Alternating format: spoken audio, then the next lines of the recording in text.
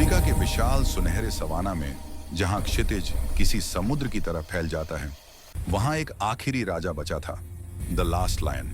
उसका असली नाम भुला दिया गया था। अब जानवर उसे सिर्फ एक ही उपाधि से जानते थे, अंतिम राजा। उसकी अयाल धूप में पिघले सोने जैसी चमकती थी और उसकी आंखों में तूफानों की अग्नि जलती थी। कहानी शुरू होती है एक शांत सुबह से। हवा स्थिर है, घास हल्की ओस से भीगी है। दूर कहीं घुनों के झुंड धीरे धीरे आगे बढ़ रहे हैं। लेकिन इस शांत सवाना में एक ऐसा शेर था जिसने बहुत कुछ सहा था, बहुत कुछ खोया था। वह कभी एक बड़े और शक्तिशाली प्राइड का हिस्सा था। उसके पिता एक महान राजा थे, उसकी माँ एक साहसी रानी, उसके कई भाई थे और बचपन उसके लिए युद्ध मुक्त था। लेकिन किस्मत हमेशा जंगल में दयालु नहीं होती। एक भयानक सूखा आया, घास जल गई, नदियां सूख गईं और भूखे दुश्मन एक एक कर ताकतवर इलाकों पर हमला करने लगे। उसके प्राइड पर रात के अंधेरे में बाहरी नरशेरों ने हमला कर दिया। उस रात उसकी दुनिया बिखर गई। उसके पिता मारे गए, भाई तितर बितर हो गए और वह जीवित बचा, पर अकेला। ये वही रात थी जिसने एक बच्चे को युद्धवीर बनाया। अगले कई साल उसने अकेले बिताए, छाया की तरह चलता, तूफानों की तरह सीखता और अपनी हर गलती से मजबूत होता गया। धीरे धीरे वह बड़ा हुआ, विशाल हुआ, परिपक्व हुआ। उसकी दहाड़ अब किसी पर्वत की गूंज जैसी थी, लेकिन अभी भी उसका कोई प्राइड नहीं था। वह अकेला था और शायद यही उसकी किस्मत थी।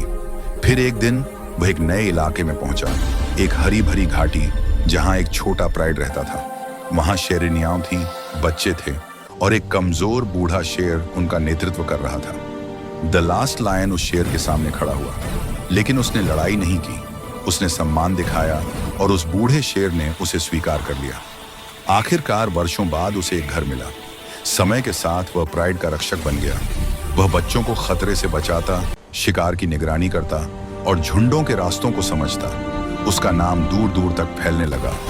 वह शेर जो अकेले मौत से लड़ आया था, लेकिन हर महान राजा की तरह उसकी परीक्षा भी आनी थी। एक सूखी लाल आंधियों वाली शाम, क्षितिज पर 3 परछाइयां उभरी, 3 युवा, ताकतवर, खूंखार नरशेर।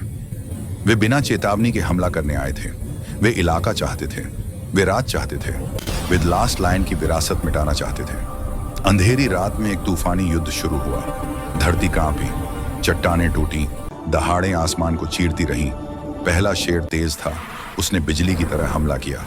द लास्ट लायन ने उसे जमीन पर पटक दिया। दूसरा शेर भारी था, उसने उसकी पीठ पर जोरदार वार किया। द लास्ट लायन ने उसे घायल कर दिया। पर तीसरा सबसे जवान और सबसे शक्तिशाली था।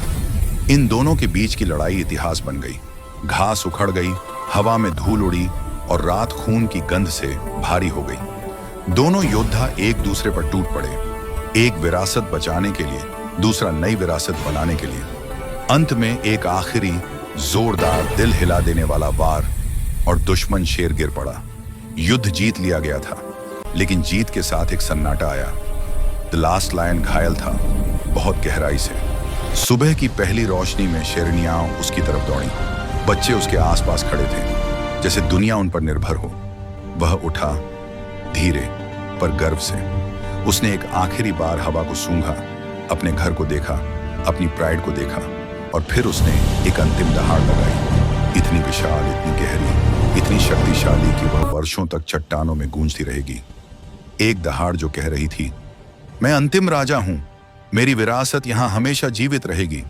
कुछ दिनों बाद द लास्ट लायन चुपचाप ब्लैक हिल्स की ओर चला गया, वह स्थान जहां उसके पूर्वज आराम करते थे।